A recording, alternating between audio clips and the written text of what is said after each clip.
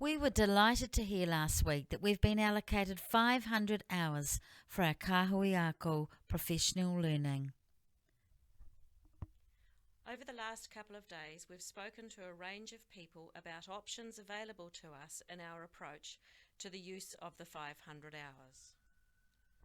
We think the approach we've landed on is going to work for everyone, as each school and leadership team will have hours, plus we will have other hours that will help us really develop our ability to learn and work together across our schools so that we will have a more collaborative approach to professional development. We will broker with the PLD providers that you have nominated. In consultation with you, we will start the process for you for your school's delivery plan, which is part of the paperwork that is required by MOE.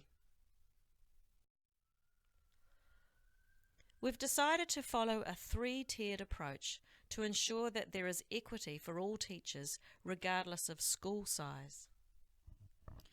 Out of the 500 hours, each school will be allocated hours that can be tailored to your specific needs as a school. Nearly 300 hours have been divided up pro rata based on the number of teachers that you have told us will be involved in this professional learning. You will be asked to plan this Tier 1, time to suit your school's needs within the 3 focus areas of wellbeing, literacy and local curriculum. You can see on this chart that for Tier 1, each school has been allocated 1.5 hours per teacher. I plan to devote this time in my school to having the facilitator work with small groups of teachers. We will be looking closely at how wellbeing can be improved through our actions. An external facilitator will help us to reflect on these actions and evaluate our approach. I'm planning to weave wellbeing and getting our students to have more of a say in what they are learning through our local curriculum. I have started this process, so this PLD will provide me with the facilitated support I need to strengthen this. The next tier is Tier 2, which we've devoted to leadership time. Each school has been allocated 4 hours. This quality time can be used for leadership teams to meet with facilitators and plan in-house PD, analyse data, support the leadership team with feedback sessions, completing self-review, developing school-wide documentation around well-being, literacy and local curriculum.